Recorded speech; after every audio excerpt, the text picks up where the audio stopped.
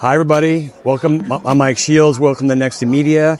We're here at Cannes as part of my special series sponsored by View Planner. I'm here with JiYoung Kim from GroupM. JiYoung, give us your title because I don't want to get it wrong. Chief Operating Officer. Oh, that's pretty easy. I could have gotten that right. Excited to talk to you. We're doing a kind of a deep dive in YouTube this week. This is one of the questions I always have. As YouTube, the big story of late is how big they've gotten in CTV. YouTube is big for a long time, but now they're really, so much of their consumption is on television. They're trying to tell that story. I wonder if that makes your life complicated in terms of where do you put that? Is it social video? Is it television? Is it its own thing? Does that even matter? Like, what do you think about that? The challenge. I love that you're starting with that. I think it's its own category. It's exactly for the reasons you just cited. It's entertainment, it's creator economy, it's search, it's contextual.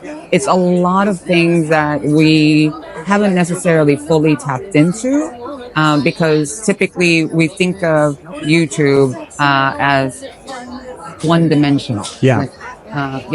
So, yeah, you're right. You could be watching your favorite creator, you can be watching an old episode of a show, and you can be looking up something on how to fix the dishwasher. Exactly. And so many other uses. Exactly. It is hard to put in one category. It's kind of its own baby. Does that make it hard to figure out where to fund it in terms of like, I guess let me ask this, how viable is their case for competing with TV for TV money?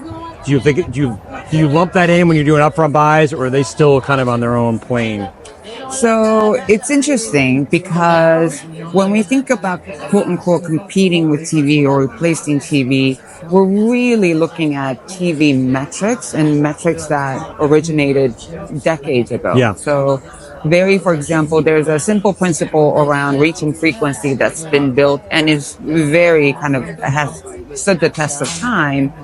But I don't feel we are really unlocking the full capability of what these kind of new platforms are capable of. And measurement has certainly not caught up to it.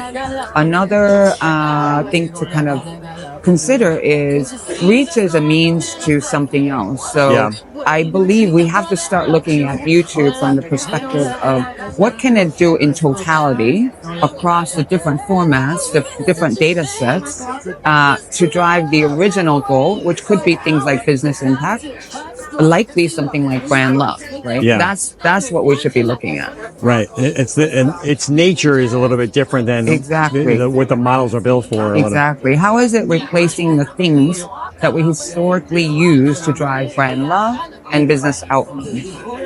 All right. It's going to be hard to generalize because the creator universe is so vast, but I often wonder similar question. Some of the big creators almost have TV-like audience patterns where you could almost put them in to your TV model, I guess, and have look at reach and frequency and think of them the same way. Some of them, it seems like it's all about the connection and the creative stuff they can do for brands. So do you have the same challenge of where to put them, how to evaluate them, how to fund them, all those kind of things? We do, but it's a good challenge. I actually think the opposite. All right. Because YouTube is a place where you can create mass reach, or you can create a meaningful scale against audiences using very intimate, even micro creators. There's a reason why micro creators work. I was on a different panel where I talked about the ultimate expression of people like me.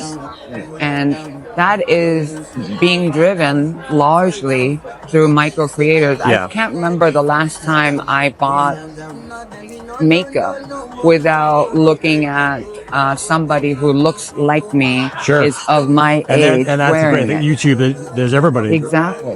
Yeah. But that is you make a good point.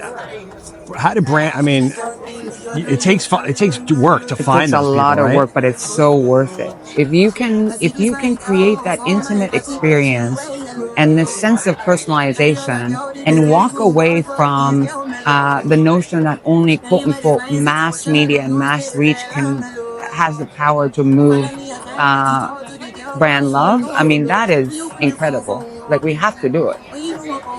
What do you need more of from YouTube, or maybe from the YouTube ecosystem in terms of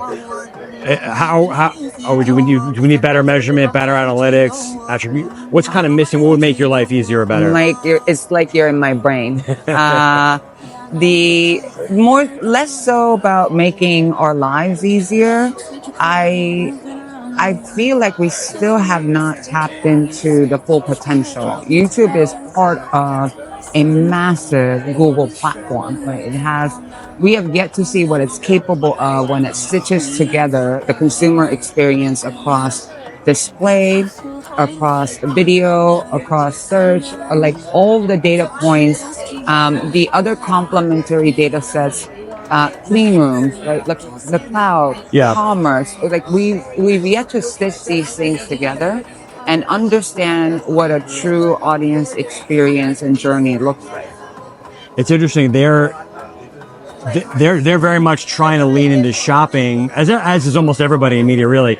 But I wonder if they're going to be the place where are they going to be like Amazon, where you fulfill everything in the same environment, or send you off? YouTube commerce has so much potential, but I wonder what's needed there.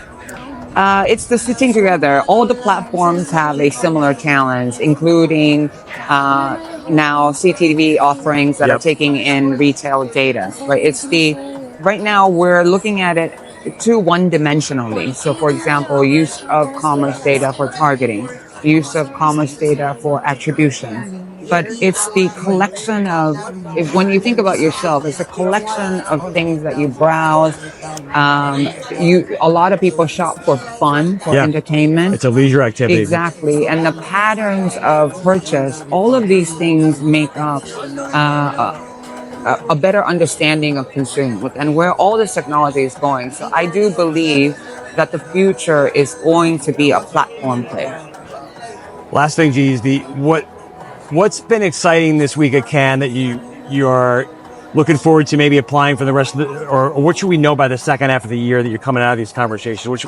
What's worth talking about? Well, if you think about the second half of the year, you just touched on commerce. A lot of fun things are coming. I'm hearing a lot about full funnel. The word performance is being used a lot. As you know, I started out in performance, and this thing that I used to do in the basement somewhere is suddenly really popular. Front and center, yeah. Yeah, so I'm really looking forward to getting more into the modern version of performance in this suddenly data-rich environment that we live in. Terrific stuff. Thanks, G. Have a great Cannes. Thank you, Mike. Thank you. As always.